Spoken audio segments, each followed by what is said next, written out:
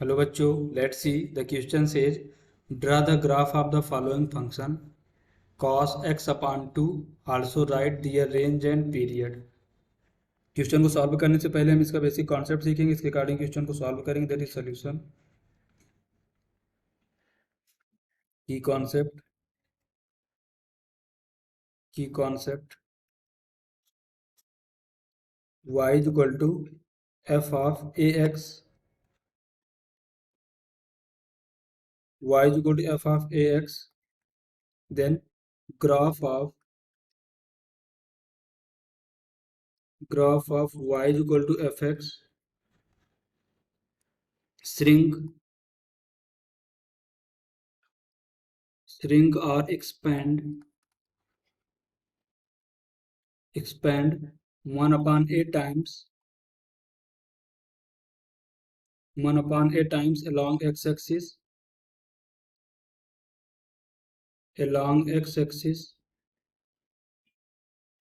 and range of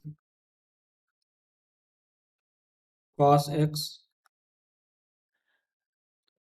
x की देखो value कहाँ से, cos x होता है हमारा greater than or equal to -1 and less than or equal to 1 and period is 2 pi. Then period of cos mx का क्या होगा, is equal to 2 pi upon m and y is equal to cos x का हम graph draw करें। Standard graph क्या होता है इसको यहाँ पर देखते हैं।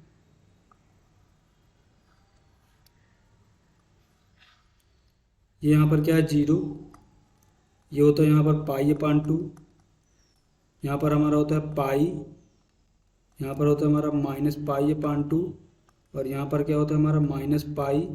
मैक्सिमम वैल्यू 1 होती है उसकी और मिनिमम वैल्यू क्या होती है -1।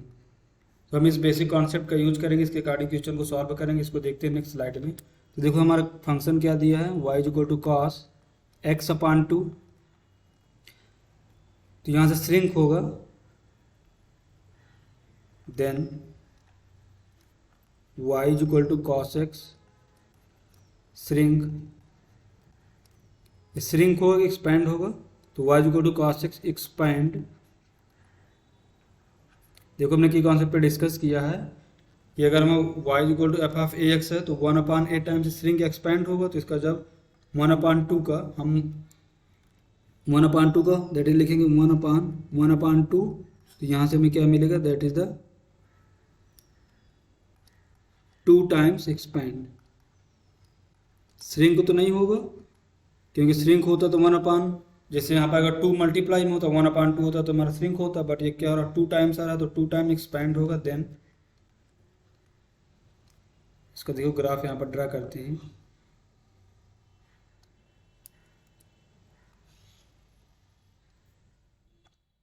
देखो यहाँ पर हमारा cos x की जो वैल्यू थी, y equal to cos x का जो ग्राफ था, जीरो कहाँ पर होता, पाई अपॉन 2 पर जीरो हो रहा था, लेकिन अब 2 टाइम्स एक्सपेंड हुआ तो अभी हमारा जीरो कहाँ पर होगा, पाई पर जीरो होगा। सेम एज यहाँ पर माइनस पाई अपॉन 2 पे जीरो हो रहा था तो पाई पे जीरो होगा। मिनिमम वैल्यू कहाँ पर दे रहा था, पाई पर, तो अभी मिनिमम वैल्यू हमारा कहाँ पर देगा, दैट इज द 2 पाई पर। सेम एज लेफ्ट साइड भी जाएगा, दैट इज द -2 पाई, जिसका ग्राफ ड्रा करते हैं।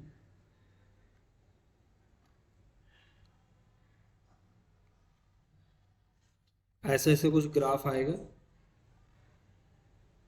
देखो एग्जैक्ट ग्राफ तो हम यहाँ पर नहीं ड्रा कर पाएंगे,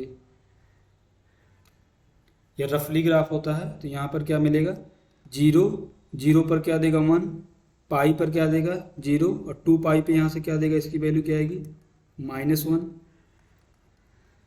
सेम एज यहाँ पर भी -2 पाई पर भी क्या मिलेगा, थोड़ा अच्छे से ड्रा करते हैं इसे।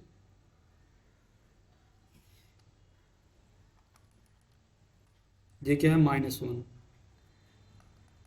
ये हमारा किसका ग्राफ है, that is the y is equal to cos x upon 2। देखो इसमें सिंपली हमने क्या किया है, y is equal to cos x का जो स्टैंडर्ड ग्राफ होता है उसको में क्या किया, 2 टाइम्स इसको इंक्रीज कर दिया है। तो यहाँ पर देखिए स्टैंडर्ड ग्राफ में क्या था, पाई अपान 2 पे जीरो हो रहा था, तो यहाँ पर 2 टाइम्स जब एक्सपेंड हुआ तो पाई पे जीरो हो जाएगा। सेम है यहाँ पर पाई पर मिनिमम वैल्यू -1 दे रहा था, तो यहाँ पर एक्सपेंड होगा तो 2 पाई पे देगा मिनिमम वैल्यू -1। एंड इसको नेक्स्ट स्लाइड में देखते हैं। एंड पीरियड क्या हमें मिलेगा, that is the period is equal to 2 pi upon, देखो अगर हमारा फंक्शन था y is equal to cos M X, तो पीरियड क्या होता है 2 पाई अपान एम, तो यहाँ पर हमें क्या दिया y is equal to cos x upon 2, तो यहाँ से क्या मिलेगा, दैट इज द 1 अपान 2। इसको सिंप्लीफाई करेंगे तो क्या मिलेगा, दैट इज द 4 पाई। तो पीरियड तो हमारा 4 पाई हो जाएगा। यहाँ से रेंज क्या मिलेगी, कॉस एक्स की वैल्यू होती है -1 से 1 के बीच में, तो यहाँ से कॉस एक्स अपान 2 सेम है, हमें कहाँ से कहाँ के बीच में मिलेगा, दैट इज द -1 to 1। तो रेंज क्या हमें मिलेगी, that is the range is equal to -1 से 1 close interval. The final answer is period is equal to 4 pi and the range is equal to close interval -1 to 1। Hope you understood it well. Best of luck.